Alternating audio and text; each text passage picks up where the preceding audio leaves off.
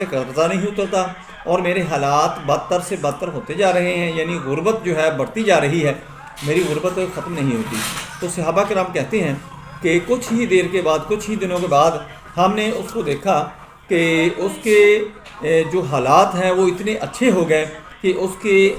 جانوروں کی ریبڑ ہیں، اس کا تجارت بہت اچھی جا رہی ہے، اس کی مکان جائیداد جو ہے وہ بہت ہی وسیع ہو گیا ہے کچھ ہی دنوں کے اندر۔ یہ کون سا وظیفہ ہے جو نبی صلی اللہ علیہ وسلم نے فرمایا؟ یہ آپ کو میں بتانے والا ہوں۔ آپ نے ایسا کرنا ہے کہ آپ ایک پینسل اور کاپی پاس رکھ لیں، اس کو لکھ لیں، زیادہ بہتر ہے۔ ویسے بالکل شارٹ ہے، اتنا لمبا چوڑا نہیں ہے۔ آپ نے کیا کرنا ہے کہ جب بھی آپ اپنے گھر کے اندر جائیں،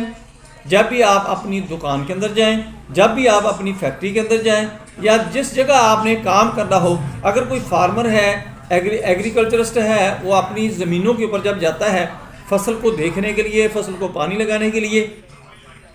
تو وہ وہاں پر یہ عمل کر لے۔ کوئی دکاندار ہے تو وہ اپنی دکان کو جب کھولے، دکان کے اندر جائے تو اس وقت یہ عمل کر لے۔ اور جو فیکٹری والا ہے، یعنی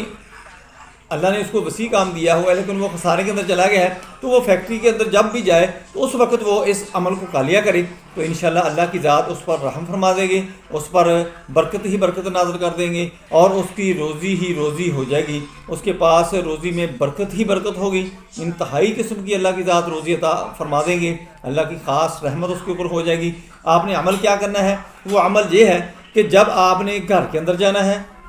دفتر کے اندر جانا ہے، فیکٹری کے اندر جانا ہے، دکان کے اندر جانا ہے، آپ نے اپنے کام والے دفتر کے اندر جانا ہے، یا کوئی اگر ذمہ دارہ کرتا ہے، ذمہ دارے کے اوپر اس نے اگر جانا ہے، جب اس جگہ پر اس نے پہنچنا ہے تو بلند آواز سے اس نے صرف کہنا ہے السلام علیکم،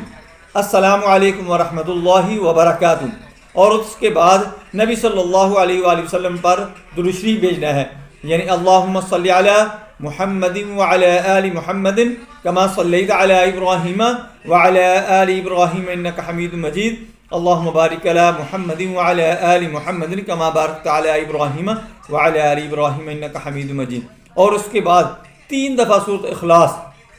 آپ نے پڑھ لیا کرنی ہے، جو آپ عام پڑھتے ہیں، قل هو اللہ احد اللہ الصمد لم یلد ولم یولد ولم یکن لہ کفوا احد، یہ 3 دفعہ آپ نے پڑھنی ہے۔ اس کا ایک اور بھی واقعہ ہے کہ ایک امامت کراتا تھا بندہ، اور وہ ہر نماز کے اندر سورہ اخلاص ضرور ملاتا تھا، تو اکثر لوگوں نے کہا کہ آپ سورۃ اخلاص ملاتے ہیں، اور بہت ساری صورتیں ہیں اور بہت سارے قرآن پاک کی آیات ہیں جو آپ نماز کے اندر پڑھ سکتے ہیں، تو